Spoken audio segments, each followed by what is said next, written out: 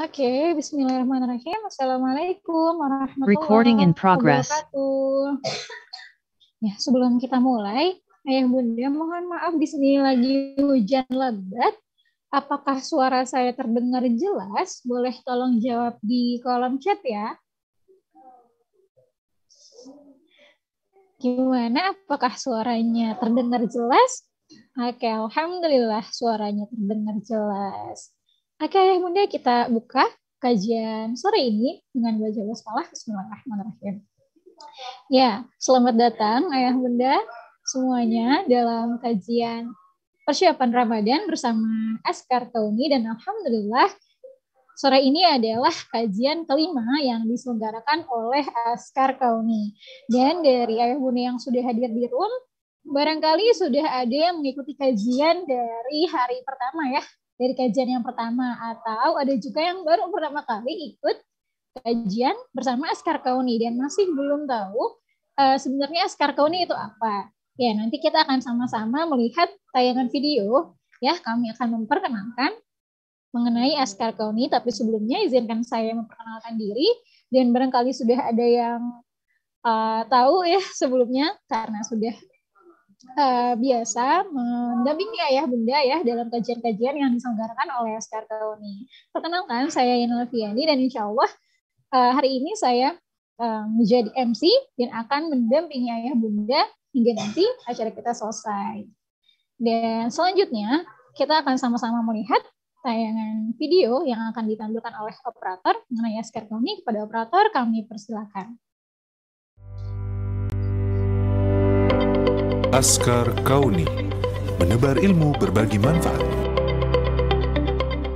Askar Kauni adalah lembaga non-profit yang bergerak di bidang sosial dan pendidikan, serta berkhidmat dalam mencetak generasi Al-Quran. Mengaplikasikan metode Kauni, menghafal Al-Quran semudah tersenyum, yaitu metode yang menyelaraskan otak kanan, hati, dan gerakan tangan, sehingga menghafal Al-Quran menjadi lebih mudah dan menyenangkan semudah tersenyum. Visi kami adalah menjadi lembaga dakwah Al-Quran yang amanah, profesional, mandiri, dan terkemuka. Sedangkan misi kami adalah mengelola dan mengembangkan lembaga pendidikan Al-Quran, mengelola dan mengembangkan potensi ekonomi umat bagi kemandirian lembaga dan mustahik, dan berperan aktif dalam pemulihan bencana kemanusiaan. Bersama Ustadz Bobby Herwibowo LC dan Ustadz Habibur Rahim LC, Askar Kauni mengembangkan dan mengenalkan metode menghafal Al-Quran semudah tersenyum ke seluruh penjuru negeri. Saat ini, program kami telah mencapai 586 santri boarding di 41 mahat pesantren, 464 rumah tahfiz Kauni Quranic School di Indonesia dan Belanda, 22.000 anggota komunitas penghafal Al-Quran di 24 negara, dan ribuan guru ngaji di 24 provinsi di Indonesia. Mahat Askar Kauni berjumlah 41 mahat boarding di Indonesia dengan jumlah total 586, yakni santri ikhwan laki-laki dan santri akhwat perempuan, dan disekolahkan secara gratis tak berbayar karena 80% santri adalah yatim duafa. Tak hanya itu, program kami yang lainnya adalah program sedekah 1 juta Quran untuk Indonesia dan luar negeri dengan jumlah penerima manfaat mencapai 26.955 di tahun 2020. Rincian penerima manfaat yakni hafiz Quran, yatim duafa, masjid, sekolah, daerah bencana, lapas, dan pelosok pedalaman. Program 1 juta guru ngaji dengan ribuan guru ngaji di 24 provinsi di Indonesia yang mengajarkan metode Kauni menghafal Al-Quran semudah tersenyum. Guru ngaji ini diperuntukkan bagi lembaga pendidikan, perkantoran, komunitas, privat, pedalaman atau pelosok, lapas dan rutan, serta daerah bencana. Program Rumah Tahfiz Kauni Quranic School mencapai 464 Kauni Quranic School di Indonesia dan Palestina dengan jumlah 15.536 santri. Kauni Quranic School adalah program hafal non-asrama untuk berbagai latar belakang dan lintas usia. Lebih dari 80% siswa adalah yatim dan duafa. Program HOTS atau Hafiz on the Street adalah komunitas penghafal Al-Quran melalui dunia maya, yakni menggunakan WhatsApp sebagai media dalam menghafal. Menghafal satu hari satu ayat beserta artinya didampingi oleh para asatiz dan asatizah Askar Kauni. Saat ini telah mencapai 22.000 anggota tersebar di 24 negara. Program Wakaf adalah program yang mengelola pembangunan dan pengembangan aset berupa sarana dan prasarana, mahat dan rumah tahfiz Kauni Quranic School. Saat ini telah mencapai 250 penerima manfaat pembangunan masjid dan 20 penerima manfaat peternakan. Program Solidarity Care adalah lembaga sosial yang fokus berkhidmat untuk kepentingan sosial dan kemanusiaan yang bertujuan membantu masyarakat seluas-luasnya. Di antara aktivitasnya adalah peduli bencana, kesehatan, kemiskinan, lansia, dan tunanetra. Dalam skala internasional, Solidarity Care juga fokus peduli kepada tanah Palestina serta isu-isu krisis kemanusiaan yang terjadi di seluruh belahan dunia. Mari terus menebar ilmu dan berbagi manfaat bersama Askar Kauni.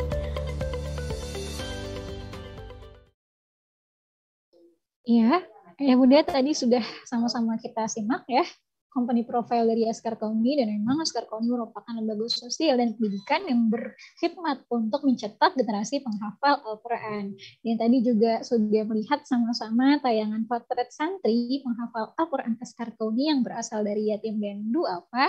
Dan untuk ayah bunda yang mau memberikan infak terbaiknya untuk membantu perjuangan santri penghafal Al-Quran, ya, ayah bunda bisa transfer melalui rekening yang dikirimkan oleh panitia di kolom chat ya sebentar lagi ya. Nah, itu bisa ya Bunda Kopas, dan Ayah Bunda silakan memberikan infak terbaiknya untuk membantu perjuangan santri penghafal Quran Askar Kauni. Dan karena sekarang nih ya sudah awal-awal mau lebaran, Ayah Bunda, Askar Kauni mempersembahkan event yang besar, yakni Indonesia menghafal Al-Quran guna untuk mencetak 1 juta penghafal Al-Quran di bulan Ramadan. Nah, apa itu ya event Indonesia menghafal Al-Quran? Kita simak video berikut sama-sama. Sahabat sekalian, rahmati Allah Subhanahu wa taala, menyambut Ramadan yang mulia 1443 Hijriah, saya Ustaz Bobi Heribo dari Yayasan Askar Kauni ingin mempersembahkan Indonesia menghafal Al-Quran. Insya Allah kita akan sama-sama menghafal surat Ar-Rahman, surat yang begitu indah menceritakan nikmat Allah Subhanahu wa taala. Namun banyak sekali kaum muslimin yang lebih dari 240 juta muslim di negeri yang mulia ini belum hafal. Jangankan belum hafal, mereka belum bisa membacanya, memahami maknanya, apalagi menghafalnya. Karena itu, dengan metode Kauni dari Yayasan Askar Kauni, dengan memudahkan orang bisa menghafal Al-Quran semudah tersenyum, Anda akan dibimbing selama 30 hari untuk bisa hafal, berikut makna, memahami artinya, dan kemudian Anda bahkan bisa menikmatinya dengan semudah tersenyum. Dan lebih asiknya lagi, kita akan bikin jutaan, bahkan puluhan juta kaum muslimin di Indonesia untuk menghafal surah Ar-Rahman dan saling berlomba dalam setiap harinya untuk menghafal surat Ar-Rahman. Assalamualaikum warahmatullahi wabarakatuh.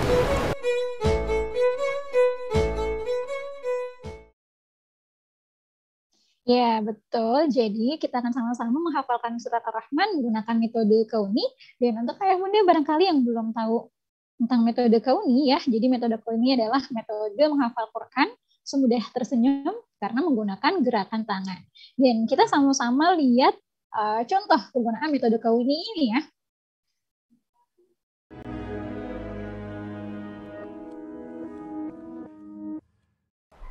A'udzu billahi minasy syaithanir rajim.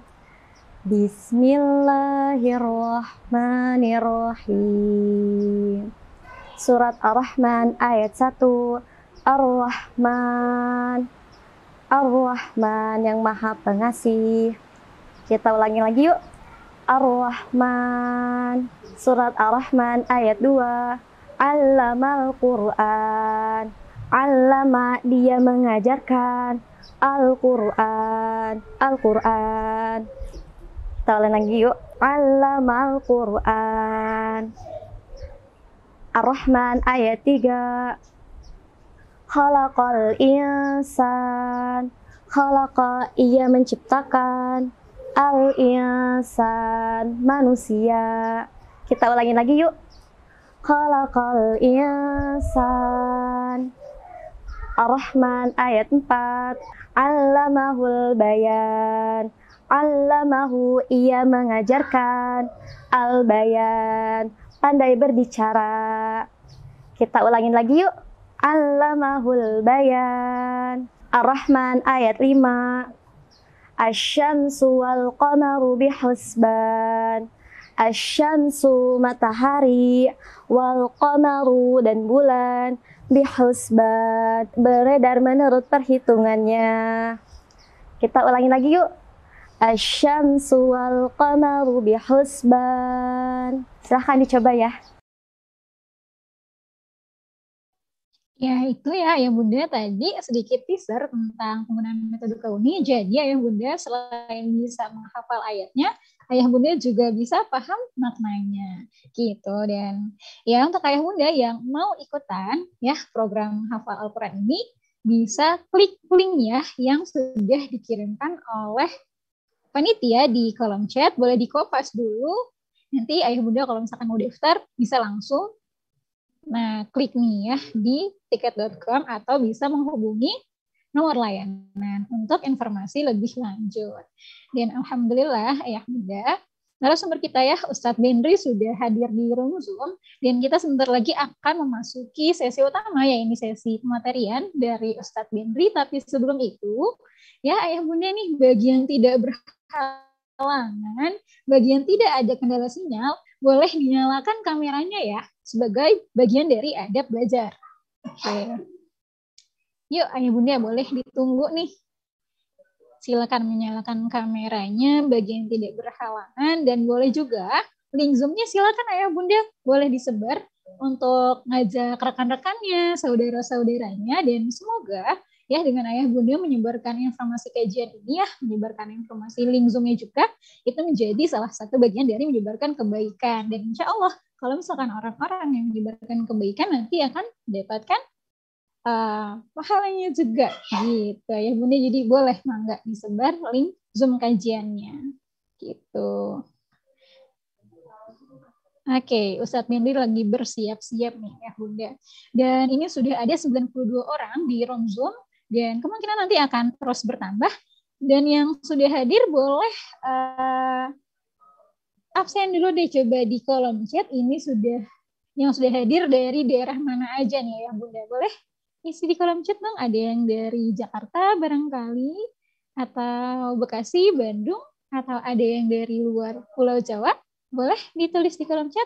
Masya Allah dari Jaksel, masih dekat. Masya Allah dari Manado hadir. Waalaikumsalam. Tangerang, Bandung, Masya Allah. Wah, ada yang juga yang dari Jawa Tengah. Wah, ada yang dari Sumatera Barat. Masya Allah. Ada yang dari Bekasi juga nih, Masya Allah. Kalau misalkan kajian online kayak gini, ya pesertanya jadi dari berbagai daerah di Indonesia, Masya Allah. Oke.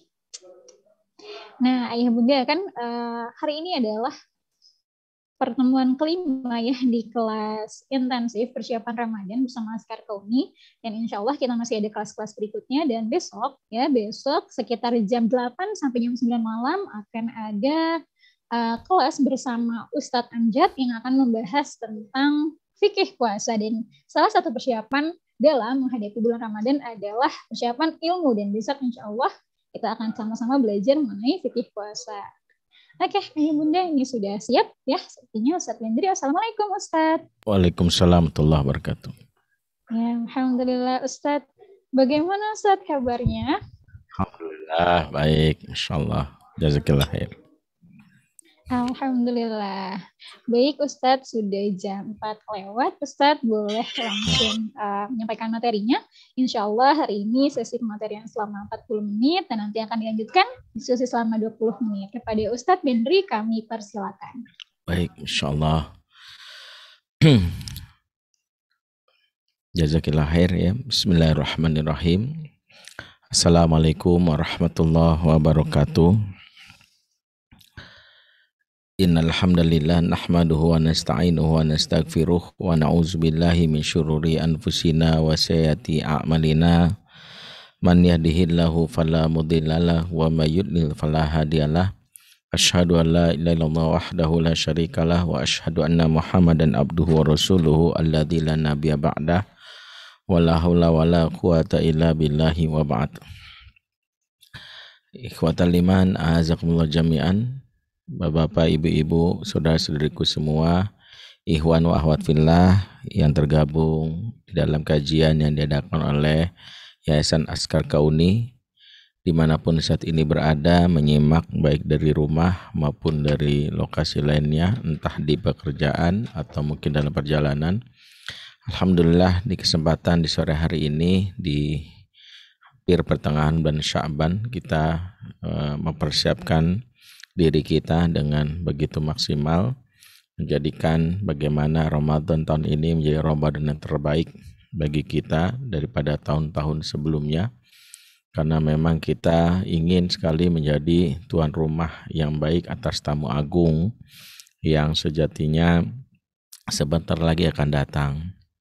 Karena itulah kita melakukan apa yang disebut tarhib, ya. Tarhib ini dari kata rohaba yang kita kenal dari kata sambutan marhaban.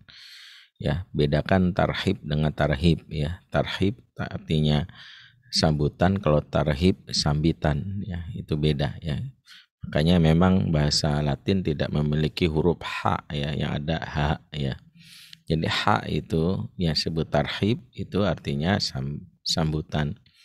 Dan marhaban itu sejatinya sambutan spesial buat tamu agung dalam banyak hal. Misalnya ketika kita memiliki perasaan khusus kepada seseorang dan dia hendak datang ke rumah kita, maka kita tentu ingin mempersiapkan segalanya agar sang tamu ini merasa nyaman dan betah. Karena itulah kita mempersiapkan mulai dari rumah yang kita bersihkan, makanan yang kita hidangkan, bahkan ya hal-hal yang membuat rumah itu nampak nyaman dan betah. Begitu dia datang, kita begitu gembira dan kita menyambutnya dengan marhaban. Makanya marhaban itu sejatinya sambutan spesial. Beda dengan sambutan yang sering kita dengar namanya ahlan wa sahlan, ya. Sebagian ahli bahasa membedakan, ya, ahlan sama maknanya selamat datang, tapi biasanya ahlan wa sahlan ditujukan kepada, ya, tamu yang dalam hal ini biasa saja, ya, kedudukannya dia tidak memiliki posisi yang istimewa yang kita merasa dalam hal ini pun datangnya pun tidak ada persiapan khusus, ya, datang ada air putih di rumah yang kita berikan, itu disebut ahlan wa sahlan. Tentu dalam hal ini hati kita tidak bisa dusta. Kita yang sejatinya ingin benar-benar, ya, mengistimewakan Ramadan sebagai tamu agung, maka sambutannya marhaban. Dan ini bisa kita lihat dari persiapan kita bahkan dari bulan Rajab, dan kita ingin sungguh-sungguh mendapatkan keistimewaan yang akan diperoleh di bulan Ramadan nanti. Maka di pertengahan Sya'ban ini kita memulai untuk minimal mempersiapkan bagaimana Ramadan ini memiliki target yang sungguh, target ini bukan hanya terkait dengan diri kita, tapi juga target juga dengan keluarga kita.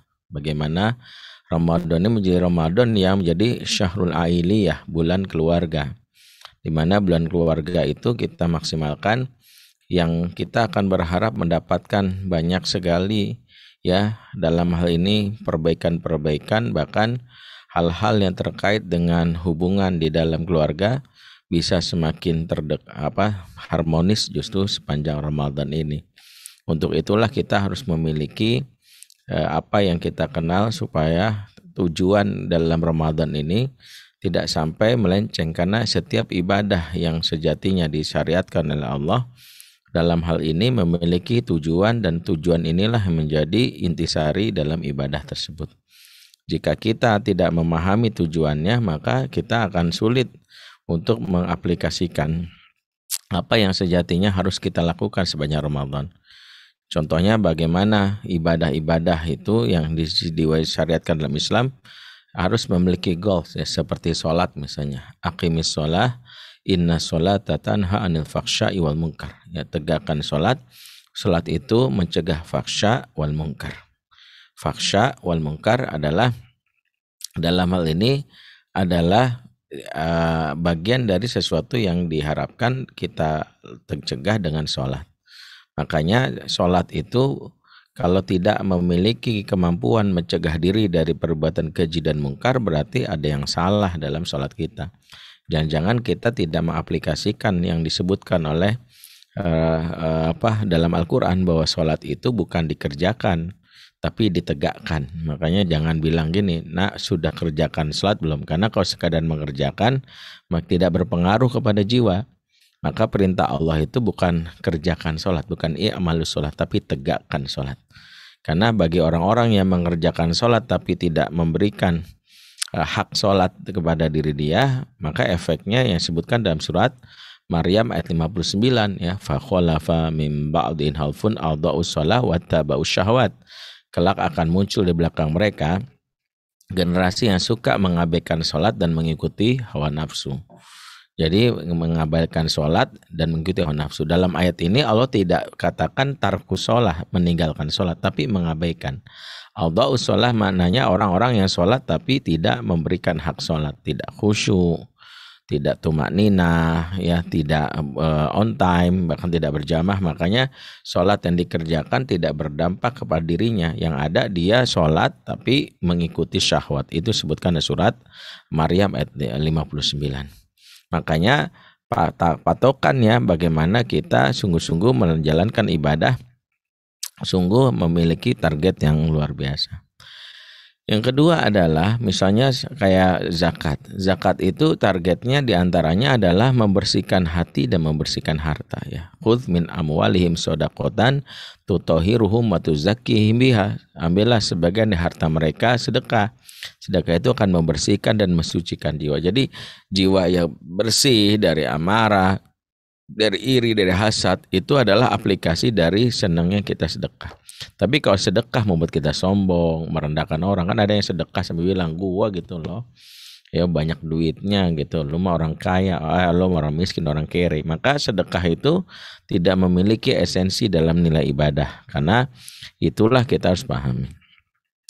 Demikian juga dengan ibadah puasa yang menjadi inti dari bulan Ramadan ini, di mana Ramadan itu, puasa itu memiliki satu tujuan, la'allakum tattaqun ya alladzina amanu kutiba alaikumus syiyam kama kutiba alladzina min qablikum la'allakum tattaqun. Jadi agar menjadi pribadi yang bertakwa. Capaiannya adalah kita harus menjadi pribadi yang bertakwa, yang menjadikan diri kita selepas Ramadan memiliki akhlak-akhlak yang mulia. Minimal pribadi yang bertakwa itu cirinya yang disebutkan dalam surat Al-Imran 133 134 ya. Yang mungkin ini menjadi salah satu goalsnya ya, kata Allah kan, wasari'u ila magfirati min rabbikum wa jannatin arduhas samawati wal ard wa iddat lil muttaqin ya. Bersegeralah kamu menuju ampunan Allah dengan surga yang seluas langit dan bumi yang dipersiapkan bagi orang-orang bertakwa. Siapa itu orang-orang bertakwa? Alladzina yunfiquna fis sarai wad dharra. Itu orang-orang suka bersedekah saat lapang dan sempit. Kemudian wal qaziminal ghaiz, dia menahan amarah, wal afina anin nas, dan dia memaafkan kesalahan orang lain. Jadi ciri di antara orang bertakwa itu nanti dia selepas Ramadan dia semakin dermawan, dia semakin mengontrol dirinya, dia nggak gampang marah, nggak emosian, dan termasuk memaafkan kesalahan orang lain. Nah, kalau kita simpulkan inilah salah satu goals yang kita harapkan. Jadi ketakwaan itu memang efeknya kepada Allah juga kepada sesama manusia. Karena itulah dalam membuat program Ramadan bersama keluarga, kita tetapkan dulu tujuannya, capaian yang kita maksud ya, bagaimana melatih diri kita menjadi pribadi yang disebutkan di dalam Al-Quran tadi ya. Minimal kita dalam hal ini menjadi pribadi yang memiliki sifat yang mulia. Bahkan kalau di Ibnul Jauzi membuat sebuah pentamsilan, yang tamsil ini juga menjadi salah satu goals yang kita bisa raih di dalam bulan Ramadan, dan ini kita bisa rancang bagi keluarga kita. Di antaranya beliau mengatakan dalam kitab Bustanul Wa'izin wa Riyadus Sami'in, ya, beliau berucap ya, asyuhuril itsna asyara ka auladi Yakub alaihi wa alaihi missalam. Ya, bulan yang 12 itu diibaratkan anak-anaknya Yakub yang juga 12. Wa syahr Ramadan baina syuhur ka Yusufi baina ikhwatih, dan bulan Ramadan di antara 12 bulan yang lain laksana Yusuf di antara saudara-saudaranya. Faqama Yusuf ahabul auladi ila Yaqub kadzalika Ramadan ahabus syuhuri ila alamil ghuyub. Sebagaimana Yusuf paling disayang Yakub, demikian juga Ramadan memiliki keistimewaan disayang Allah pemilik kehidupan. Yusuf dan Ramadan selalu ditamsilkan di dalam pernyataan Ibnu Jauzi ini. Apa kira-kira pesannya? Pesan yang ingin disampaikan seolah-olah ingin mengatakan bahwa Ramadan ini adalah bulan kita mencetak diri menjadi Nabi Yusuf.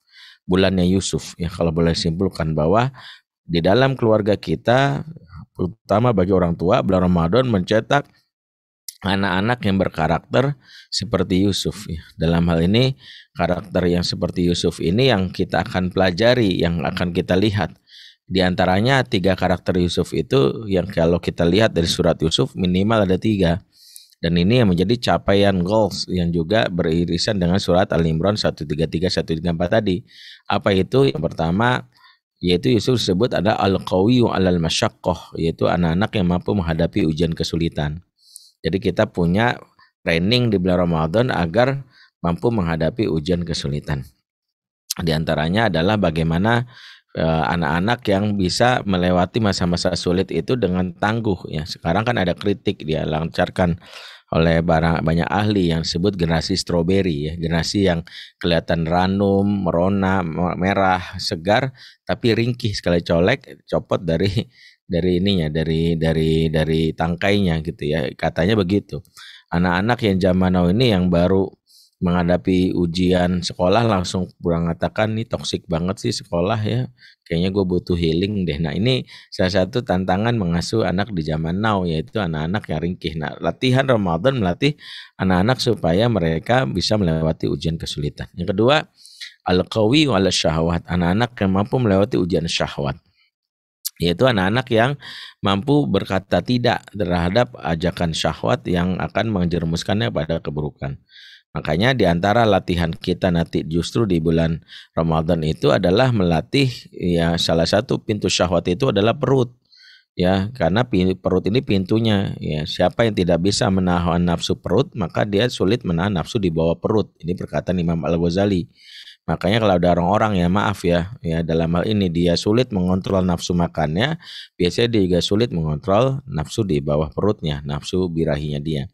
Nah, yang jadi masalah adalah tantangan mendidik anak di saat bulan Ramadan itu justru bukan saat lagi di siang harinya, saat berpuasanya. Justru yang menjadi ukurannya adalah saat berbukanya. Kenapa? Karena banyak orang yang justru saat berbuka itu justru kelihatan watak aslinya ya. Banyak yang ngumpulin makanan ya, makanannya dikumpulin pas buka ya, dijamak tapi nggak dikosor, gitu ya, tahu ya.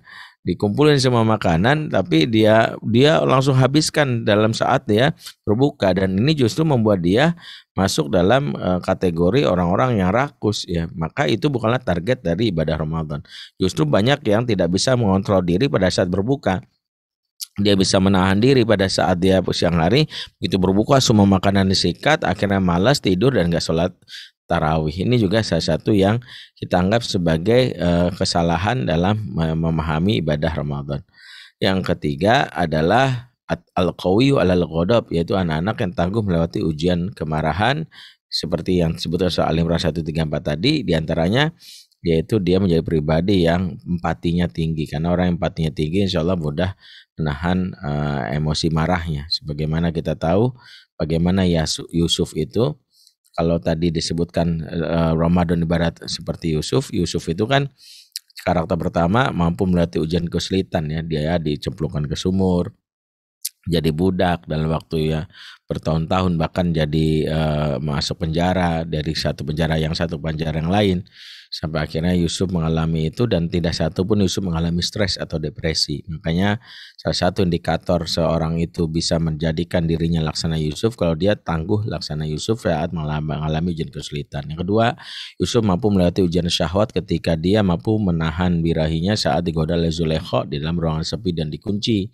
Dan ini juga salah satu ukuran keberhasilan dalam pengasuhan, menawan syahwat yang mendera ya, apalagi anak-anak zaman now yang banyak sekali ya diiming-imingi dengan tayangan yang mengajarkan untuk pemuasan syahwat.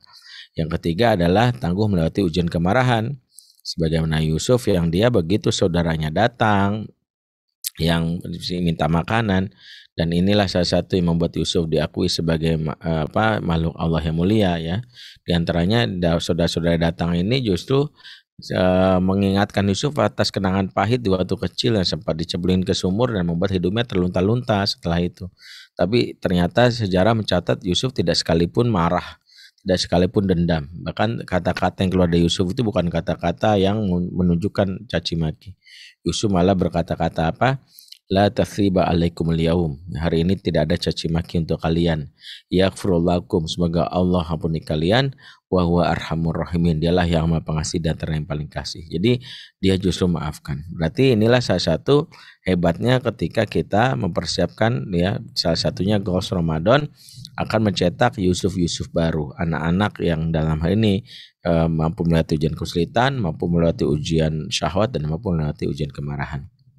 Ya, bagaimana kita mewujudkan hal tersebut? Maka mau tidak mau kita harus membuat ya, bagaimana dimulai dari ya kesepakatan yang kita mulai dari anggota keluarga, dimulai dari suami dan istri. Kenapa? Karena Al-Quran berbicara tentang mengelola keluarga itu bermula dari harmonis, itu dimulai dari pasangannya dulu. Dan ini yang harus kita sepakati ya. Di antara bunyi doa yang kita baca di dalam surat Al-Furqan ayat 74 adalah walladzina yaquluna rabbana hab lana min azwajina wa dzurriyyatina qurrata a'yun waj'alna lil muttaqina imama. Yaitu orang-orang berkata, ya Rabb, ya karuniakanlah kami dari pasangan kami. Jadi pasangan dulu. Dan keturunan kami yang menunjukkan mata. Kenapa saya katakan? Karena hampir 80% masalah anak yang sering kali kita keluhkan ini bermula dari suami istri nggak harmonis. Ya, ibu-ibu rajin ikut kajian parenting tapi suami enggak. Itu seringkali kontra dari sisi pola asuh.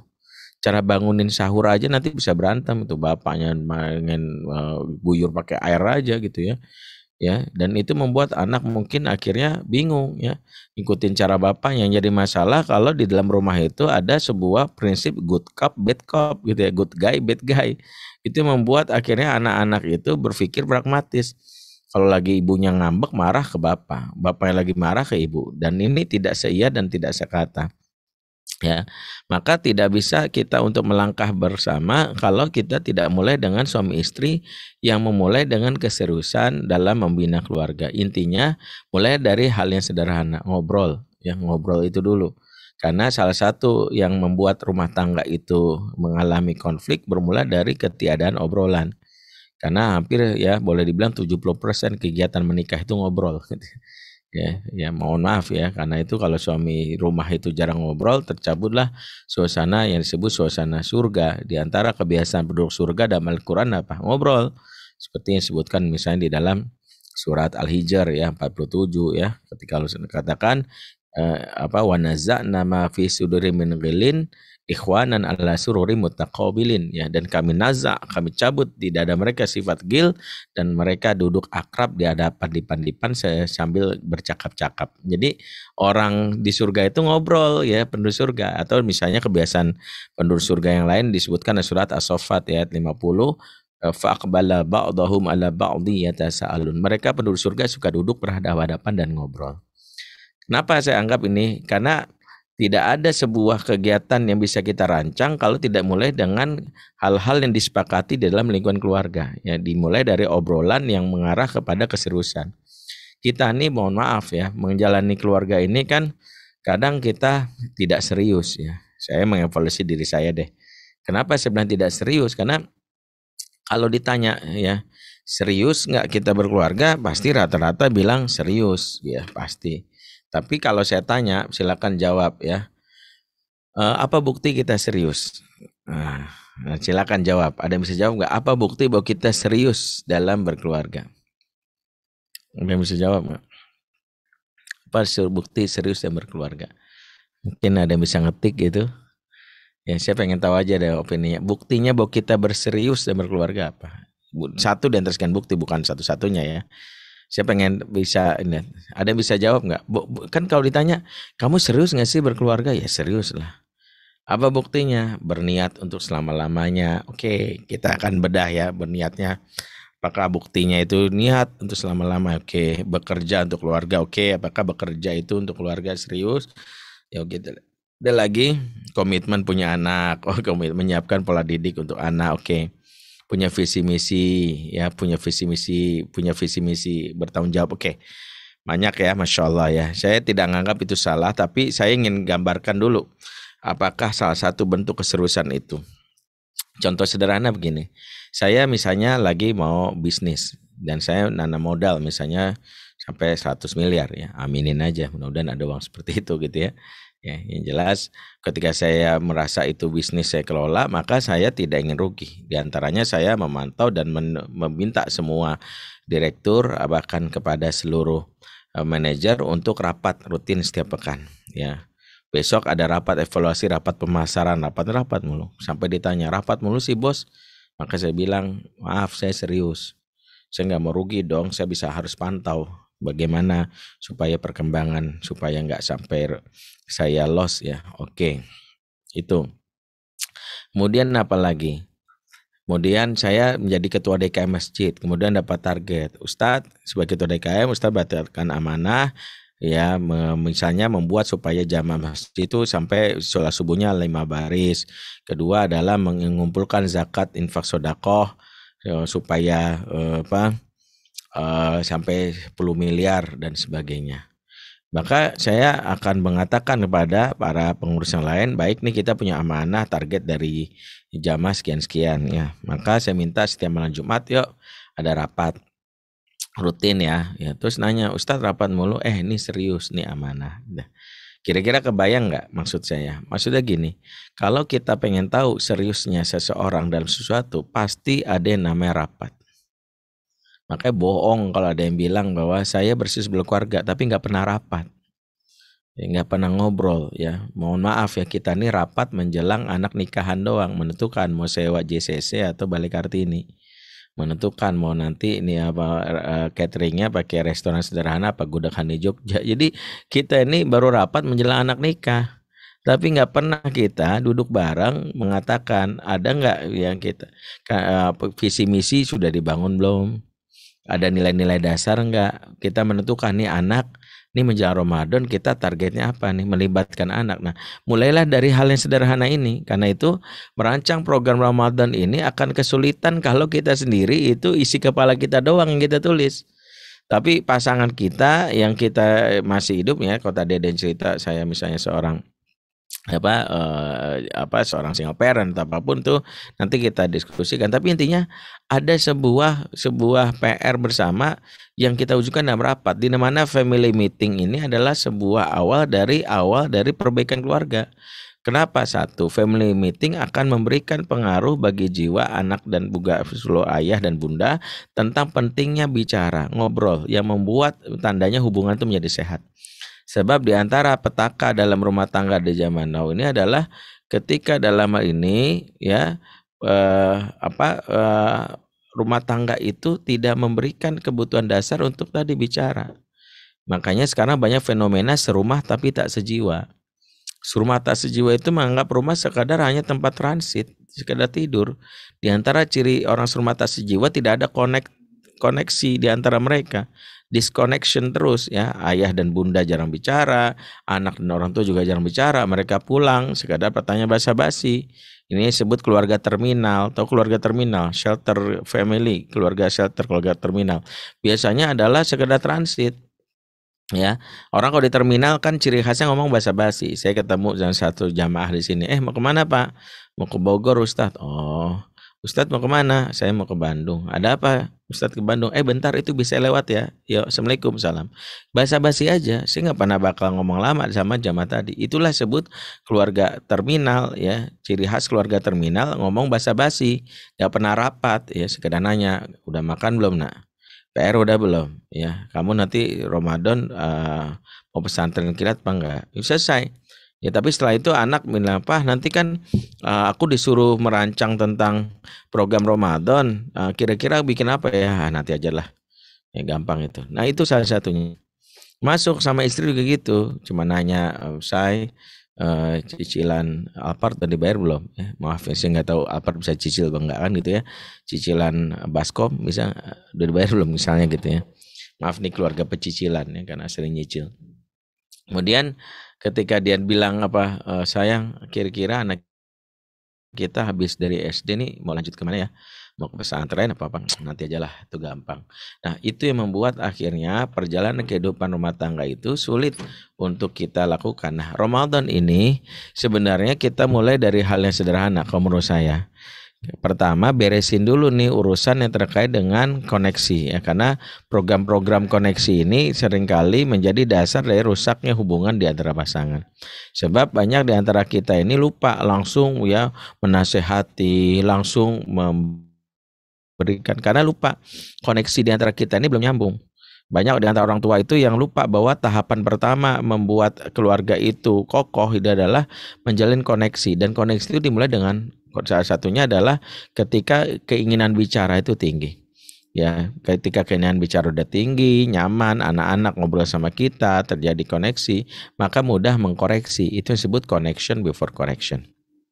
Karena itulah kita merancang minimal program yang terkait dengan dua program. Pertama yang menjalin koneksi itu adalah program spiritual.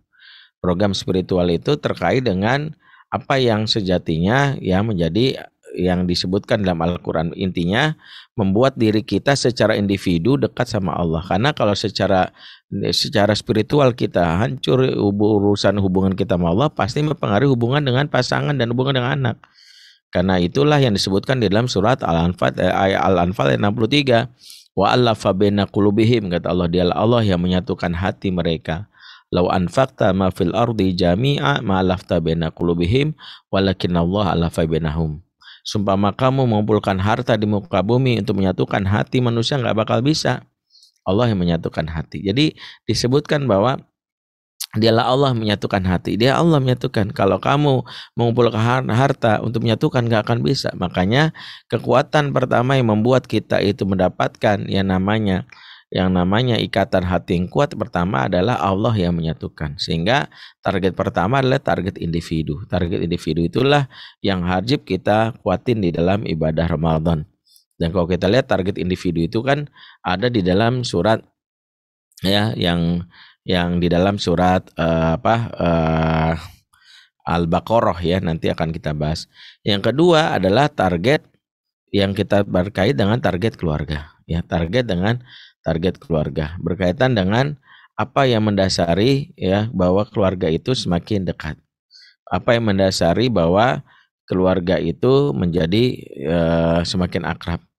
Di antaranya bagaimana kita mencoba ya mengisi hari-hari di bulan Ramadan itu dengan sesuatu yang sangat relate dengan kebutuhan keluarga. Memang apa sih kebutuhan keluarga? Kebutuhan keluarga itu sederhana. Kebutuhan keluarga itu namanya berkah. Kenapa saya sebut sederhana? Karena sejak awal kita nikah, doa yang diajarkan oleh Nabi itu bermula dari doa yang mungkin selama ini kita sudah lupakan. Di mana Rasul mendoakan pengantin dan doa barakaulaka wa baraka alaika wa jama'a bainakuma fi khairin. Ya. Jadi kalau kita katakan di sini Allah mengatakan dalam Rasul mengajarkan doa bahwa yang pertama yang kita doakan pengantin itu adalah berkah. Ya, dan doa ini kan kalau kita lihat sababul wurudnya mengganti tradisi orang-orang jahiliyah yang dulu kalau pas nikah biasanya doanya selalu dengan doa birrifa iwal banin, semoga rukun dan banyak anak ya, kan gitu. Semoga rukun dan banyak anak ya. Dan itu yang sering didoakan ya. Dan makanya begitu ada sahabat bernama Aqil bin Abi Thalib mendengar ada kawan yang mendoakan ini, dia langsung protes. Kata beliau, la taf'alu dzalik. Jangan kamu bicara itu. Dia nggak suka ya, padahal secara makna kan bagus ya, didoakan supaya rukun dan banyak anak ya. Karena itu dia bertanya kawannya, "Tsumma naqul ya Aba Yazid," ya, kunyah dari Aqil ini nama Abu Yazid, ditanya, "Kami harus bicara apa kalau ingin mengucapkan doa kepada pengantin?" Kata dia,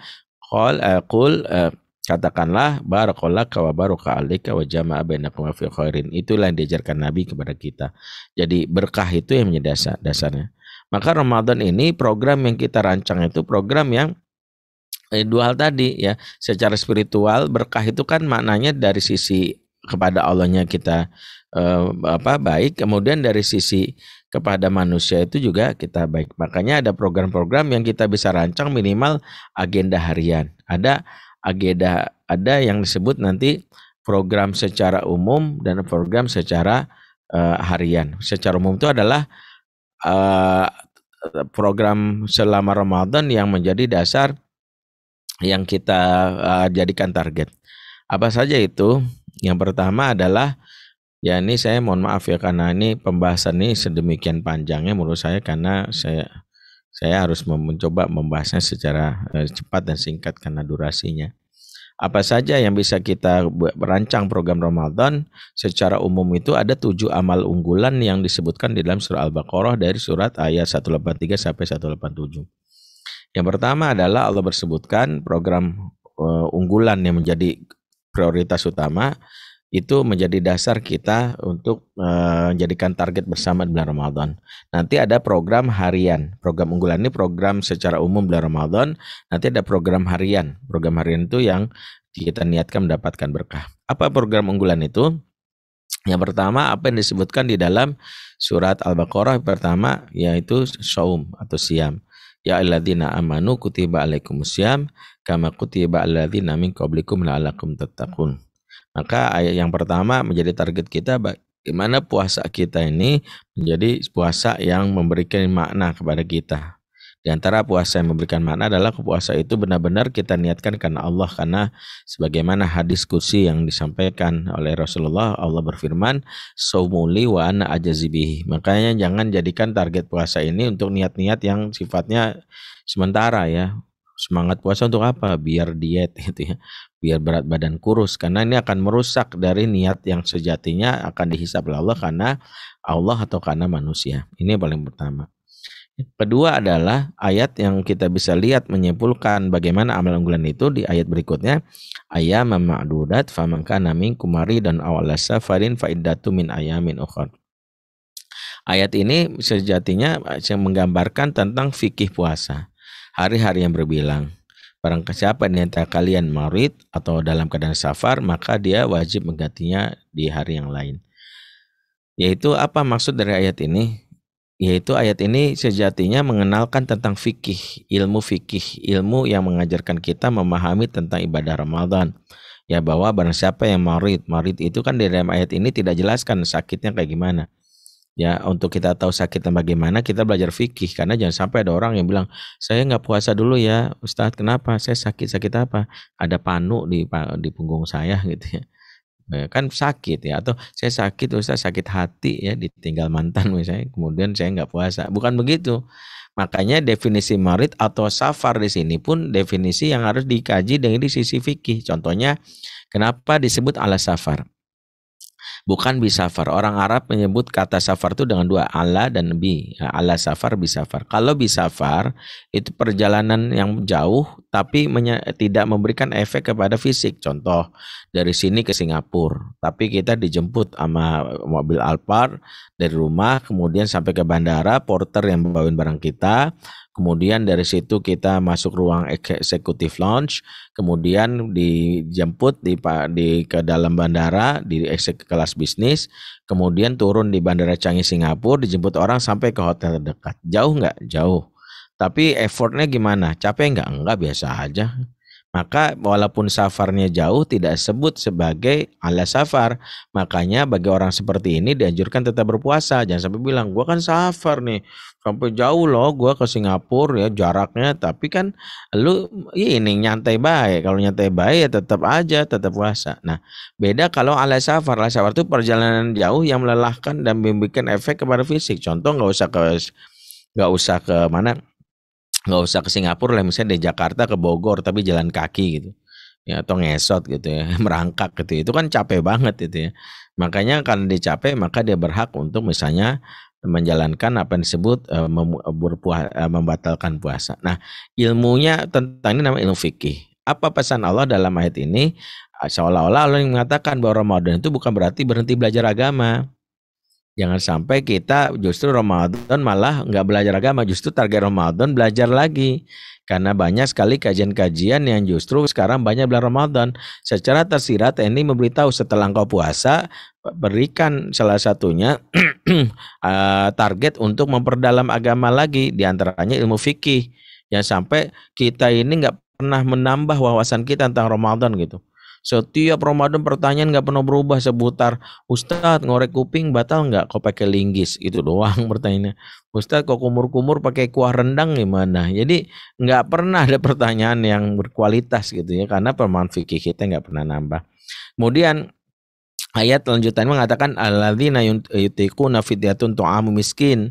Kayak kalau kalian tidak mampu ya Pak, dalam ayat itu di Al-Baqarah 144, jika kalian tidak mampu maka wajib memberi makan ya fidyah, tidak mampu menggantinya wajib membayar fidyah, yaitu dengan memberi makan orang miskin. Nah, ayat ini sejatinya mengajarkan kepada para orang tua khusus kepada kita bagaimana tentang amalan yang ketiga yang dianjurkan bulan Ramadan, yaitu adalah memberi makan orang miskin. Ini menjadi salah satu amal mengajarkan kita menjadi pribadi yang peka secara sosial.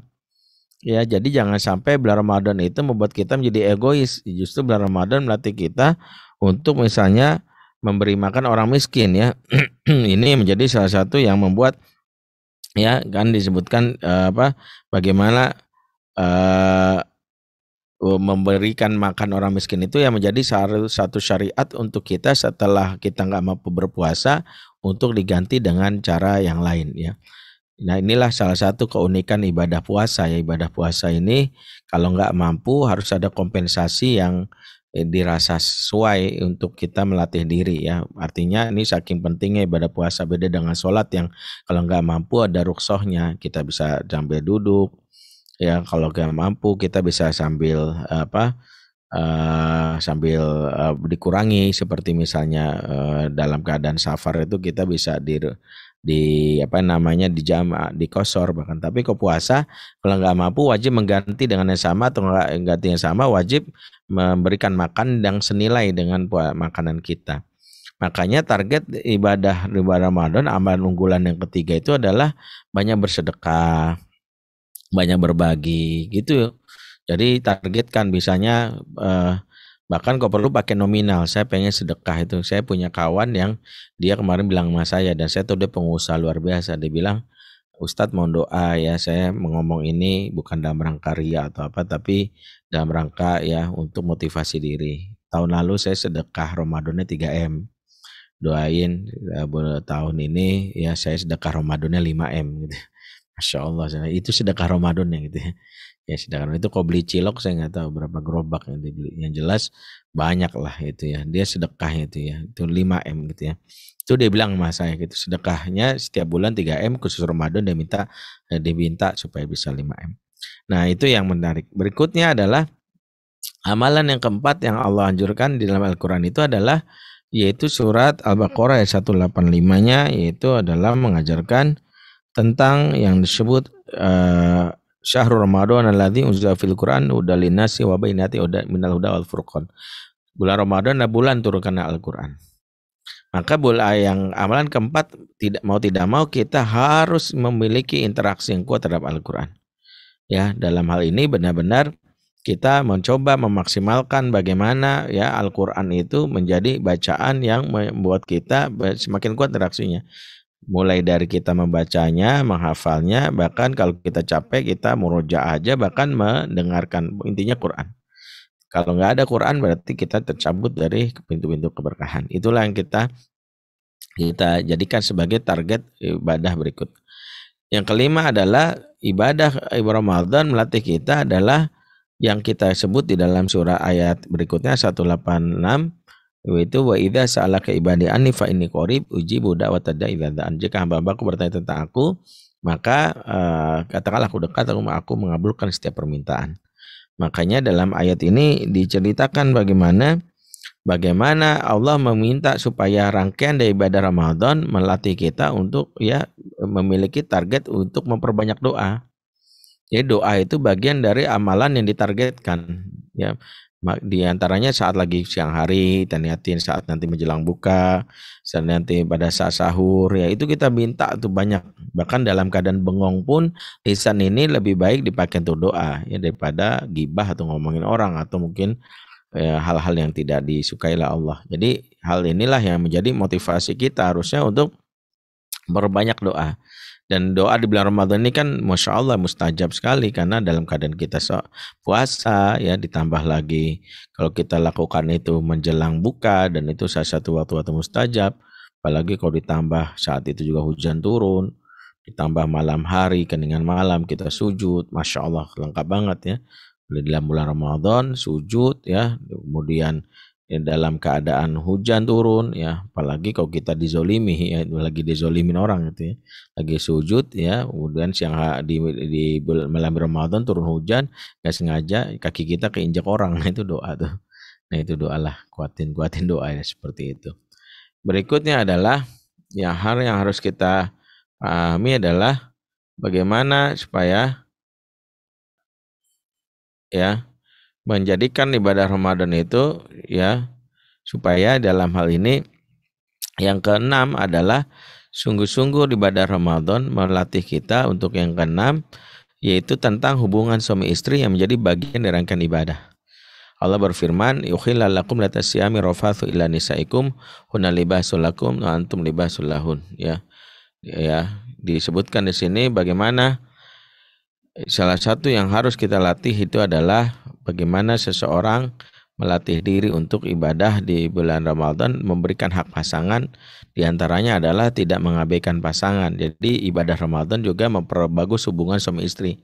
Di antara indikator hubungan suami istri bagus itu adalah interaksi suami istri itu dibatasi sehat itu kalau sering berjima ya.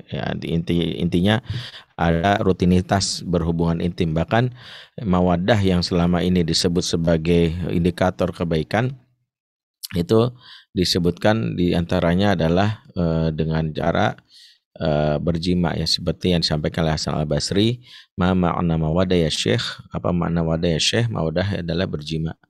Mawaddah itu adalah berjima. Jadi kalau diantara bukti bahwa kita itu di bulan Ramadan bahkan dianjurkan berjima di malam hari, karena untuk supaya jangan sampai pemahaman kita mentang-mentang Ramadan fokus ibadah, kita lupa bahwa bergaul dengan istri juga salah satu ibadah yang dianjurkan ya, di luar tentu di luar puasa ya, di siang hari, maksud di luar siang hari atau di malam hari. Dan itu yang dibolehkan, bahkan menambah kebaikan dalam Islam ya, sebagaimana bahkan Ibnu Umar disebutkan dalam kitab Mu'jam Kabir, salah satu yang dia lakukan agak sedikit unik ya. Beliau ketika disebutkan oleh beberapa mufassir ya, Muhammad bin Sirin mengatakan rubbama Ibnu Umar aftara 'alal jima, ya Ibnu Umar berbuka puasa dengan berjima. Jadi di antara yang kita lihat adalah bagaimana Ibnu Umar berbuka puasa dengan berjima. Bayangkan ya, Ibnu Umar itu iftarnya dengan berjima. Jadi kalau nggak ada korma, nggak ada air, nggak ada masalah. Yang penting ada kamu gitu ya. Jadi intinya begitu. Nah pertanyaannya kenapa begitu? Ketika ditanya sama muridnya, dia menjawab karena muridnya mengatakan bahwa sejatinya muridnya ketika tanya kepada dia, kenapa kau melakukan itu Ibnu Umar? Jawaban dia adalah karena aku melihat ya ayat yang disebutkan Allah dalam surat Al-Baqarah ya, ayat 187 tadi, maka itu aku memberikan hak pasanganku di awal malam agar aku puas memberikan ya hak Allah di malam harinya. Ya itulah yang dilakukan oleh Ibnu Umar. Jadi makanya di bulan Ramadan menjalin hubungan suami istri. Yang berikutnya amalan yang ketujuh adalah disebutkan di rangkaian 187, wa antum akifuna fil masajid ya, dan mereka yang melakukan itikaf di masjid. Nah, itikaf di masjid juga salah satu amalan unggulan yang menjadi dasar kita. Maka yang kita harus perbaiki adalah niat kita. Salah satu fungsi itikaf adalah menghentikan kita akan kesibukan dunia agar kita fokus ke akhirat. Karena itu kalau kita itikaf, salah satu kesan mendasar masyarakat itikaf itu reunian dengan teman, akhirnya banyak ngobrol. Makanya kalau itikaf kita niat untuk menyendiri, kalau bisa jangan banyak ngobrol. akan janjian, bahkan itikaf ada yang camping sama istri anak gitu. Akhirnya esensi yang maksudnya untuk fokus ke ibadah hilang. Yang kedua, itikaf seringkali hanya kita manfaatkan untuk meramaikan masjid-masjid tertentu, padahal hikmah itikaf adalah meramaikan masjid terdekat ya. Dalam hal ini masjid terdekat itulah yang menjadi dasar yang kita jadikan sebagai niat dari itikaf itu, karena niatnya adalah memakmurkan masjid. Jadi jangan sampai kita ramai masjid Istiqlal, masjid Sunan Agung Sunda Kelapa, masjid rumah itu terdekat malah nggak ramai. Karena hakikat dari itikaf itu membuat masjid terdekat itu menjadi ramai. Makanya baginda Nabi SAW itu, meskipun keutamaan Masjidil Haram lebih utama dari Masjid Nabawi 1.000 kali lipat daripada Masjid Nabawi, ya maksudnya daripada yang lain ya, kalau dibanding Masjid Nabawi sekitar 10.000 atau 1.000 kali, tapi yang jelas Rasulullah tidak pernah sekalipun dalam Ramadan itikaf di Masjidil Haram, tapi lebih banyak Masjid Nabawi, karena Masjid Nabawi itu masjid yang di samping rumah beliau. Ya, itulah yang dianjurkan para ulama, itikaf terbaik diantaranya kalau kita bisa memakmurkan masjid terdekat dengan rumah kita. Esensinya ada di situ. Nah, 7 hal ini menjadi salah satu amalan unggulan ya, kalau saya pikir menjadi dasar kita dalam membangun yang namanya program bulan Ramadan. Nah, setelah itu barulah kita bikin program daily rundown ya, program daily rutinnya, apa yang membuat kita harus sepakati amalan-amalan harian yang bisa kita sepakati minimal dari mulai subuh ya. Ya misalnya mulai dari bangun sahur. Sahur itu adalah amalan yang wajib kita sepakati bersama anggota keluarga. Secapek-capeknya seorang suami malam hari dia begadang, dia nggak boleh dalam hal ini mengatakan bahwa dalam hal ini saya nggak usah sahur lah. Pada kata Rasulullah, inna fis suhuri al barokah, sesungguhnya dalam sahur itu ada keberkahan. Makanya dalam sahur itu niatin bahwa secapek-capeknya minta sahur. Bahkan seorang istri yang lagi haid jangan sampai bilang aku nggak sahur ya, aku nggak puasa. Salah. Seorang istri kalau yang lagi haid atau wanita lagi haid dia tetap sahur, dan ini disebut oleh para ulama ya, misalnya Lajnah Daimah menyarankan para wanita-wanita muslimah untuk ya tetap sahur meskipun dalam keadaan dia haid, diantaranya supaya membawa kebaikan buat keluarganya. Yang kedua adalah kita sepakati setelah bangun sahur, kedua adalah mulailah dengan bangun sahur ada baik. Kedua adalah bangun pagi. Bangun pagi sendiri adalah salah satu yang kita jadikan program setelah Ramadan yang menjadi dasar kebaikan keluarga. Karena Rasulullah berdoa, Allahumma barik li ummati fi bukuriha, ya Allah berkahilah umatku di pagi harinya. Jadi kalau kita ingin diberkahi, diantaranya adalah rajin bangun pagi ya Allah berkahilah umatku di pagi hari. Makanya keluarga kita kalau mau ini biasa, karena sudah bangun sebelum subuh jangan tidur lagi. Nah, satu hal adalah jadikan Ramadan target supaya jangan tidur ba'da subuh ya, ini karena merusak pintu-pintu keberkahan ya, kecuali sesekali boleh, tapi sebisa mungkin jangan dibiasain, karena hal yang merusak berkah keluarga adalah tidur habis subuh. Yang ketiga adalah hal yang juga harus kita perhatikan, yaitu adalah bagaimana di bulan Ramadan ini kita memperbaiki setelah kita jaga sahur, makan bersama. Tadi kan kita sudah sampaikan makan bersama itu mengakrabkan. Jadi kalau bisa sahur itu jangan pisah-pisah, makannya bareng-bareng, karena Rasulullah berkata dalam hadisnya, fajtami'u ala tu'amikum, makanlah kalian bareng-bareng kata Rasulullah. Wadhkuru smallahi alaihi barak lakum fi, sebutlah nama Allah di dalamnya, niscaya turun keberkahan kepada kalian. Disebut makan bareng, cirinya kata para ulama 5. 1, menghadap makanan. Jadi jangan sampai makan di sini kita sambil melihat itu. Nah, itu bukan makan bareng, tidak menambah keberkahan. Yang kedua, sebisa mungkin membagi lauk dari satu piring yang sama ke beberapa piring kecil. Yang ketiga adalah saling mencicipi di antara lauk ya.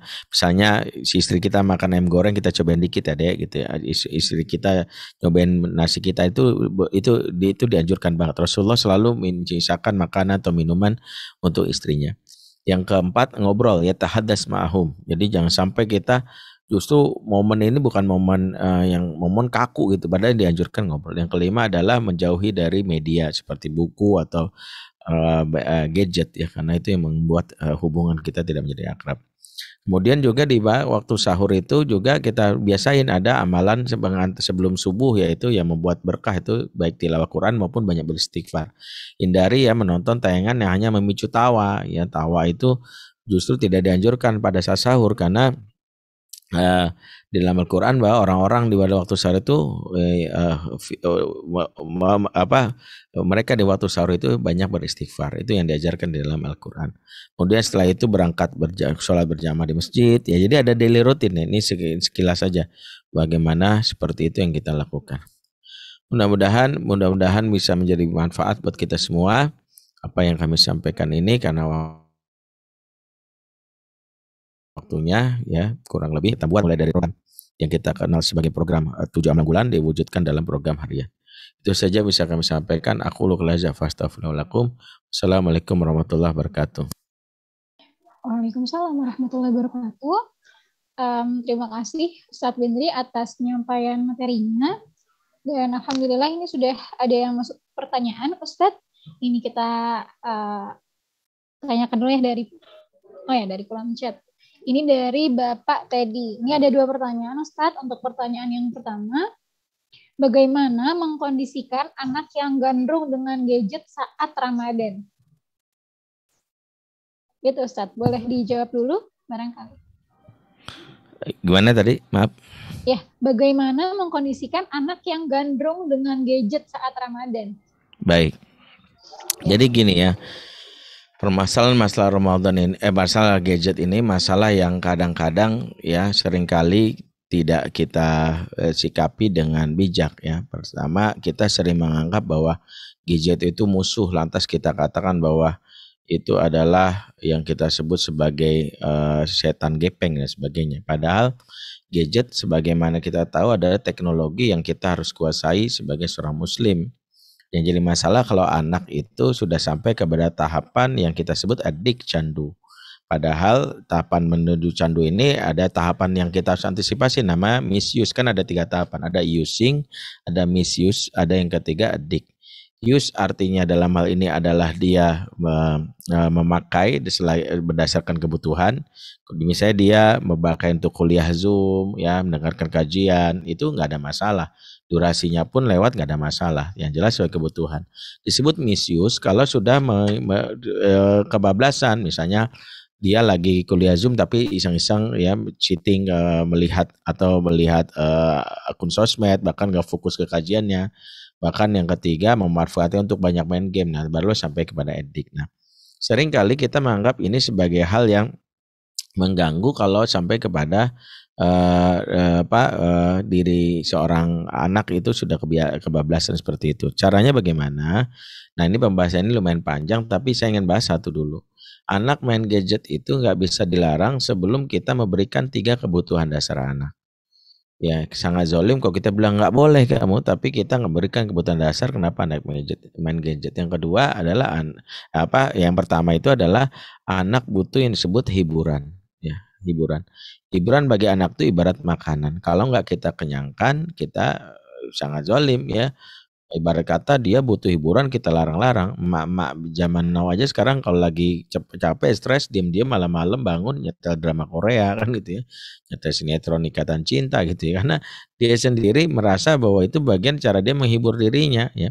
Sementara kita mengatakan nggak boleh. Nah, kalau kita mau jangan larang dulu sebelum penuhi kebutuhan dasarnya, yaitu berikan hiburan. Makanya dalam buku Fatherman yang kami tulis di situ jelaskan tentang seorang anak ayah yang berperan sebagai entertain. Dan itu dianjurkan oleh baginda Nabi, bahwa baginda Nabi tidak menganggap bahwa agama ini membuat kita tuh kaku dan seolah-olah tidak memberikan hak untuk tersenyum. Makanya dalam hadis riwayat An-Nasa'i Rasulullah mengatakan kullu syai'in laisa lahu fihi min dzikrillah la'ibun wa lahwun illa mu'abat rajul ma'a ahlihi. Segala sesuatu yang tidak ada zikir kepada Allah di dalamnya adalah sia-sia belaka kecuali canda tawa seseorang kepada anggota keluarga. Jadi canda tawa kepada anggota keluarga adalah sia-sia belaka. Ya, dalam hal ini tidak sesuatu yang tidak zikir kepada Allah disebut sia-sia belaka kecuali canda tawa kepada anggota keluarga. Jadi canda tawa itu dianjurkan, bahkan dianggap diapresiasi oleh Rasulullah SAW. Jadi makanya anak-anak yang seringkali mencari kesenangan lewat handphone biasanya karena dia tidak mendapatkan kebutuhan dasar untuk ketawa ya, dan itu menjadi kebutuhan dasar di dalam Islam dan nggak ada masalah sebenarnya. Manusia itu butuh yang disebut saatan. Yang kedua adalah Kalau kita simpulkan adalah di antara yang membuat anak itu main gadget adalah dia butuh perhatian. Nah, perhatian itu membuat dia bikin akun TikTok, dia bikin posting sesuatu, berharap di like dan komen. Makanya orang tua yang tidak memberikan perhatian, jarang bicara, jarang memuji, maka memberikan pengaruh. Yang ketiga adalah anak butuh yang namanya fast access. Di antaranya dia pengen sesuatu cepat. Orang tua yang selalu menunda nanti, anak nanti, dia pun malas. Akhirnya dia cari di handphone. Sehingga orang tua yang ingin memberikan kebutuhan dasar pasti memberikan ya 3 hal ini untuk supaya dia teralihkan dari gadget. Yang berikutnya adalah anak-anak yang kan main gadget, biasanya anak-anak yang tidak punya daily rundown tadi. Allah berfirman di dalam Quran surat Al-Hasyr 18, ya alladzina amuttaqullaha wa tanzur nafsum ma qaddamat lighad. Orang-orang beriman bertakwa kepada Allah dan hendaklah setiap dia memperhatikan esok kalian mau ngapain. Jadi kita dianjurkan untuk menanyakan ini, karena anak-anak yang ketika ditanya, "Nak, agenda kamu besok apa?" Ketika dijawab, "Tahu, aku kan libur." Maka ketika dia menyatakan aku nggak tahu besok mau ngapain, dia libur, kemungkinannya 5. 1, tidur lagi. 2, nonton TV atau YouTube. Yang ketiga, main gadget. 4, mikirin makanan, makan lagi, lapar makan. Gitu. Yang kelima, ngisengin orang. Gitu. Makanya anak-anak yang nggak punya agenda itu berpeluang iseng, dan itu yang sering saya temukan. Saya pernah misalnya lagi menjelang buka puasa naik angkot gitu waktu itu ke pasar, tiba-tiba ada anak muda yang nyalain petasan ditaruh ke dalam angkot gitu ya. Ya, tiba sontak jeger gitu ya. Wah, ada ibu hamil tuh yang ngamuk-ngamuk. Dan anaknya kabur gitu. Karena angkot lagi macet, berhenti, saya turun aja, saya kejar anak itu. Akhirnya saya pegang dan dia nggak bisa lari karena macet gitu ya. Orang hampir gebukin dia karena diangkar maling. Saya bilang enggak. Saya bilang udah deh, ini urusan saya sama dia. Saya cuma bilang, kamu ngapain gitu. Akhirnya, ampun om, ya iseng gitu. Ini iseng gitu. Jadi anak-anak kalau iseng tuh begitu. Ya, berikutnya ya, anak-anak yang bisa sangat rentan gadget kalau kita tidak memberikan pengaturan kapan kepemilikan gadget. Nah, pemilikan gadget inilah yang seringkali orang tua main kasih-kasih aja, padahal ada 4 tahapan anak-anak berinteraksi dengan gadget. Yang pertama, 0 sampai 2 tahun itu haram dalam tanda kutip anak kita berinteraksi dengan gadget karena ini fase interaksi sosial atau human interaction. Jadi anak-anak nggak boleh tuh, karena kita pengen ngenalin Quran terus di setel mau rotal lewat handphone, lewat ini, karena kata beberapa ahli mengatakan ini akan membuat dia menjadi pribadi yang tidak jadi antisosial. Biasakan lewat lisan kita langsung atau dengerin langsung ke salah satu syekh gitu. Jadi bukan lewat handphone, hindari seperti itu. Yang kedua, anak-anak harus punya disebut namanya setelah lewat 2 tahun barulah anak punya hak namanya menyaksikan. Jadi nggak boleh menggunakan menyaksikan. Menyaksikan itu gimana? Karena handphone ini diibaratkan seperti pisau, bisa memotong sayur, memotong buah, bermanfaat. Tapi bisa memotong tangan, memotong jari, melukai diri sendiri sangat mungkin. Nah, anak-anak kalau umur 3 tahun kebayang nggak kemana-mana nenteng pisau. Kita akan bilang, jangan, nanti luka gitu. Mau ngapain? Mau motong sayur, sini bunda potongin. Makanya kalau anak di umur 2 tahun ke atas biasanya kalau sudah berinteraksi sama handphone, dia menyaksikan aja, mau nonton apa, sini taruh. Nah, jadi bukan kita langsung yang dia suka hati make, nggak boleh. Karena banyak anak-anak yang karena dia diberikan hak untuk menggunakan, akhirnya mencet-mencet, maaf ya, keluarlah iklan peninggi, pembesar, pemanjang gitu ya, yang nggak pantas buat mereka. Sampai kapan mereka boleh sekedar menyaksikan? Sampai umur mumayyiz. Setelah mumayyiz baru namanya hak pakai, bukan hak milik. Hak pakai itu setelah mumayyiz. Mumayyiz itu setelah mereka bisa membedakan kanan dan kiri. Jadi kalau ada orang tua yang anaknya sudah mumayyiz memberikan, itu zalim. Padahal baru hak pakai. Hak pakai itu bahasanya gini, ini punya papa, ini punya mama. Ya, silakan kamu pakai. 1, misalnya nggak boleh di kamar mandi. 2, nggak boleh kamar tidur. 3, nggak boleh menginstall sembarangan. Dan 4, nggak boleh pakai password. Itu yang benar. Selama ini kita enak aja ngasih. Ya, kemudian kita lupa bahwa itu sebenarnya adalah hak pakai. Anak-anak akhirnya kebablasan. Barulah anak-anak boleh memiliki seperti disebutkan dalam surat An-Nisa ayat 6, fa'in anastum minhum rusdan fadfa'u ilaihim amwalahum. Kemudian jika menurutmu mereka berusia rusda, maka serahkanlah harta ini kepada mereka. Gadget ini seperti harta, jadi silakan diberikan kalau sudah berusia rusda. Kapan anak berusia rusda? Yang pertama bagi anak laki-laki kalau sudah berani safar sendirian. Bunda aku pengen nengok nenek di Jogja, di Jakarta misalnya. Tapi bunda gak bisa temenin, aku ngerti lah tinggal naik kereta, aku pesan tiket di Gambir nanti aku tinggal terus untuk Jogja, di situ aku tinggal naik angkot. Nah itulah disebut rusdah. Makanya anak-anak kalau udah berusia rusdah silakan memiliki ya. Jangan sampai anak kita SMP ya, rumah di Depok sekalinya ke Bekasi mabok gitu ya. Mama ini Indonesia bukan sih mah gitu ya. Kalau udah kayak gitu mah kita mengasih handphone ya mikir-mikir lah. Kalau anak perempuan cirinya apa Ustaz? Cirinya kalau sudah bisa mengurus rumah ayahnya sendirian. Misalnya dia sudah bisa pagi-pagi masak air, kemudian masak nasi, kemudian nyuci piring, nyuci baju, ibunya suruh istirahat dan sebagainya. Itu namanya rusda. Kalau anak kita sudah rusda, baru namanya hak milik. Jadi 3, 4 hak no gadget, yang berikutnya hak menyaksikan, yang berikutnya hak pakai, yang berikutnya hak milik. Nah barulah nanti setelah itu ada namanya manajemen gadget. Nah ini pembahasannya lumayan panjang. Manajemen gadget ini terkait dengan waktunya kita sepakati, kemudian lokasi, kemudian durasi, kemudian situasi, bahkan isi. Itu yang bisa kita sepakati. Wallahu a'lam.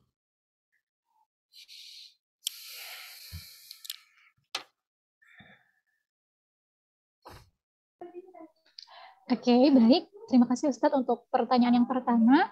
Mungkin bisa dikasih kesempatan untuk ayah bunda yang ingin bertanya langsung.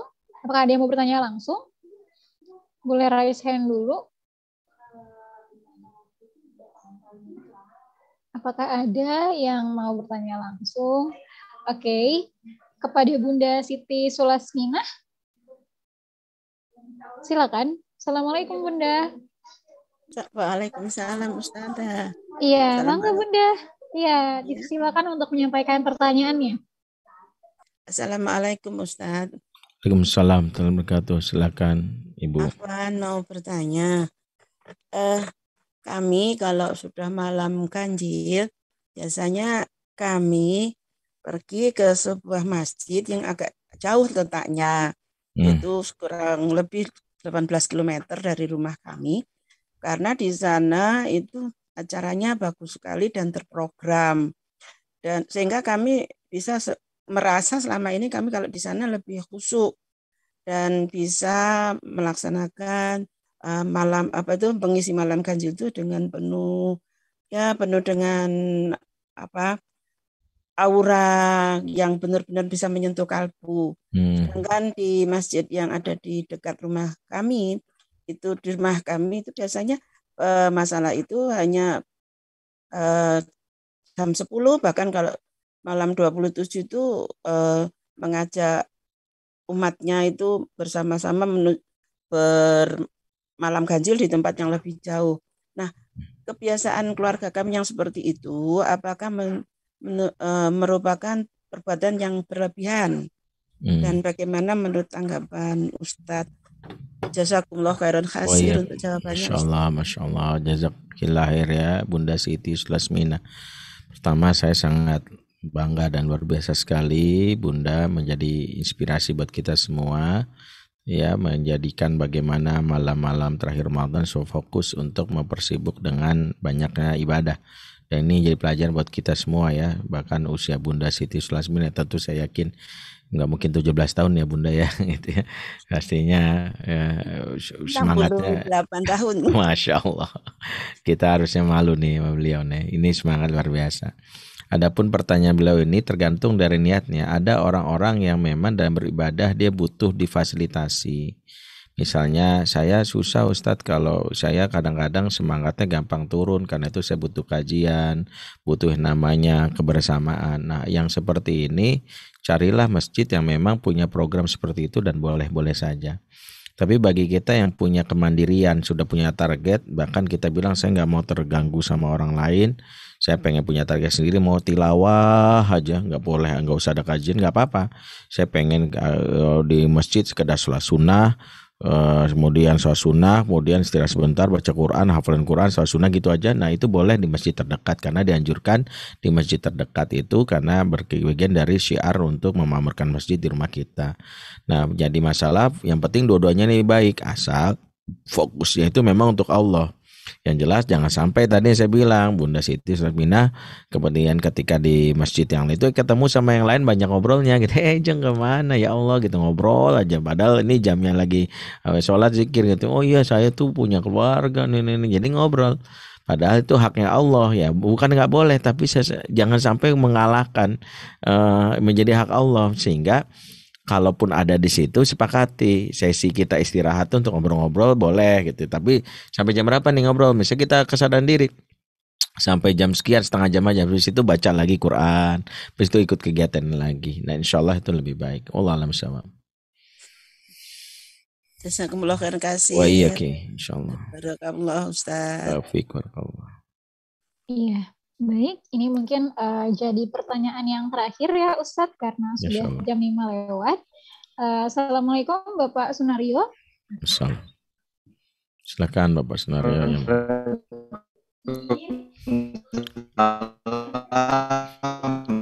Aduh, kenapa suaranya? Waalaikumsalam. Ya, Ustaz. Assalamualaikum Ustaz. Waalaikumsalam warahmatullahi wabarakatuh, Pak Sunario. Ya Ustaz, saya mau konfirmasi aja tadi walaupun sekilas apa yang saya tanya udah dijawab Ustaz. Intinya sebetulnya sebaiknya di malam Ramadan terutama Isya, Taraweh, apakah perlu ada kajian atau tidak ya? Kalau kita udah biasa sebulan hanya 10 kali. Kemudian di itikaf, tadi yang Ustaz bilang memang cenderung kadang-kadang kalau dekat orang ngobrolnya lebih utama tadi. Nah untuk meminimalisir kan takut timbul kesan macam-macam. Sebaiknya bagaimana Ustaz kalau di itikaf? Biasa sih disering-sering ada qiyamul bersama imam yang hafiz atau kajian. Bagaimana sebaiknya? Terima kasih Ustaz. Iya, baik, Masya Allah, jazakallah khair Pak Sunario. Tabiat masyarakat kita itu masih suka dilayani, masih suka difasilitasi. Ya ini bukan berarti minimalisir. Makanya di antara yang mungkin memang kita lakukan masjid itu memfasilitasi ya. Nah, makanya saya sering bilang bahwa kalau di masjid itu dibiarkan tanpa kegiatan, kita lihat aja nih masyarakatnya inisiatif nggak, lebih banyak tidur, lebih banyak ngobrol, atau mereka punya kesadaran sendiri. Kalau di zaman Rasulullah sahabat masjid ramai itikaf, mereka inisiatif, nggak ada ngobrol apa-apa, mereka baca, mereka sholat malam dan sebagainya. Itu karena kemandirian. Nah di kita mungkin kita butuh momen-momen untuk melatih supaya mereka itu yaitu dengan kajian-kajian ya, dengan kajian difasilitasi, karena itu momen juga yang tadi disebutkan. Misalnya kan di antara amalan unggulan Ramadan itu kan kita belajar agama ya, fikih ya, di antara yang disebutkan di dalam Al-Quran. Makanya fasilitasi aja mumpung mereka lah. Biasanya orang kalau di luar Ramadan itu selalu alasan sibuk ya, maaf ya nggak sempat ngaji ya, mumpung Ramadan ajar sekalian ya. Jadi supaya mereka akhirnya dapat pencerahan spiritual, minimal tuh jadi bulan untuk mereka mendapatkan daya. Bikin jadwalnya aja. Dan kalau mengantisipasi ya mungkin supaya nggak terlalu bosan, mungkin nggak terlalu padat kali ya, berikan hak juga. Apalagi kalau misalnya lagi itikaf, momen-momen yang kira-kira mereka ngumpulnya banyak itu aja gitu, dalam sehari mungkin 2 kajian gitu. Kalau terlalu sering juga mungkin ada rasa bosan. Sebagaimana kata Abdullah bin Mubarak, ya sesuatu yang baikkan tapi diberikan intens maka akan membuat hati kita jadi keras gitu. Jadi makanya perlu digilir sebagaimana Rasulullah membiasakan supaya kajian itu dibikin jedanya supaya hati kita itu tidak terlalu udah sering nih jadi bosan, bahkan seperti itu. Jadi itu yang kita bisa lakukan ya. Jadi semalam sekali itu, misalnya siang ada lagi jadwalnya. Yang paling penting kalau mengantisipasi jamaah ngobrol itu, mungkin kita bisa bikin di depan masjid spanduk yang mungkin hal-hal yang berkaitan dengan tata cara, atau di banner untuk misalnya membuat itikaf ini menjadi bermakna. Misalnya niatkan itikaf karena Allah. Kedua, usahakan berikan hak Allah lebih utama daripada kita banyak ngobrol gitu ya, dan sebagainya. Itu jaga kebersihan bla bla bla. Jadi orang tahu mau ke masjid, mau itikaf, niatnya juga karena Allah. Jadi hindari untuk banyak ngobrol ya. Ingat, ngobrol bukannya terlarang ya, ngobrol boleh, bukan terlarang, tapi nanti khawatirnya ngobrol sering, yang repot ngobrol sampai ngakak, ketawa gitu, malah menghilangkan khusyuan orang. Itu yang kita hindari. Wallahu a'lam bishawab. Alhamdulillah Ustadz, kita dapat jadwal dari Ustadz Ribowo dari Askar Kauni masjid kita, jadi udah terschedule tanggal 5 insya Allah. Alhamdulillah. Ya masih. Masih Ustaz. Baik Ustadz, terima kasih atas jawaban dari pertanyaan-pertanyaan yang diberikan oleh peserta. Dan Alhamdulillah, sesi kajian hari ini sudah selesai. Kita tutup dengan baca hamdalah. Alhamdulillah. Dan mungkin terakhir Ustadz, boleh minta closing statement-nya untuk kajian sore hari ini Ustadz. Baik, Masya Allah, yang jelas di dalam bulan momentum Ramadan ini banyak sekali hal yang tidak boleh kita hilangkan. Banyak sekali golden moment yang kalau kita lewati justru kita menjadi orang-orang menyesal. Dimana kalau Ramadan tidak mampu memperbaiki diri kita, memperbaiki hubungan kita dengan pasangan, di bulan apa lagi coba kita bisa berharapkan tersebut. Maka bagi yang di bulan selama ini mendapatkan konflik, masalah atau berkaitan dengan di dalam keluarga hubungan tidak harmonis, niatkan bagaimana mencari berkah yang akan memberikan dampak kepada keluarga kita. Dan sekali lagi kita berharap setelah Ramadan kita menjadi pribadi pemenang yang disebutkan dalam Al-Quran, yaitu orang-orang muttaqin. Innal muttaqina mafaza, itulah definisi the real champion dalam Islam, yaitu orang-orang yang bertakwa. Mudah-mudahan kita masuk orang-orang yang setelah Ramadan makin bertakwa, makin senang berbagi, makin senang bersilaturahim, memaafkan. Yang paling penting hati kita bersih dari apa yang membuat kita selama ini terjadi negeri kita, terutama adu domba sesama umat Islam hanya karena beda khilafiyah ya, sampai tidak digontok-gontokan, saling menyerang. Kita berharap tidak terjadi seperti itu. Mohon maaf jika ada yang kurang dari kami, ya mungkin itu bisa saya sampaikan. Aku luqul aza fastaghfirullakum subhanakallahumma bihamdik asyhadu an la ilaha illa anta astaghfiruka wa atubu ilaik. Assalamualaikum warahmatullahi wabarakatuh. Waalaikumsalam warahmatullahi wabarakatuh. Alhamdulillah, terima kasih kepada Ustadz Benri dan tim yang sudah meluangkan waktunya untuk mengisi kajian bersama Askar Kauni dan memberikan ilmu pada kita semua. Dan tentunya terima kasih juga kepada Ayah Bunda dan seluruh peserta yang sudah hadir dalam kajian sore hari ini. Ya, karena tanpa Ayah Bunda maka kajian hari ini pun tidak dapat terlaksana. Saya Nilvieni, mewakili penyelenggara, mohon maaf apabila ada hal-hal yang kurang berkenan, baik dalam pelayanan, penyelenggaraan, dan juga apabila ada kata-kata yang salah. Dan sampai jumpa ya Bunda di kajian besok ya. Besok kajiannya malam, jam 8 sampai jam 9. Kita akan sama-sama belajar tentang fikih puasa ya, menjadi salah satu langkah tadinya dalam program Ramadan Keluarga. Ditunggu kehadirannya Ayah Bunda, dan juga nanti insya Allah hari Selasa kita akan belajar dengan Teh Patra ya, belajar mengenai bagaimana mengelola finansial ya Ramadan Keluarga. Baik Ayah Bunda, terima kasih sekali lagi ya sudah membersamai kajian sore hari ini. Wassalamualaikum warahmatullahi wabarakatuh.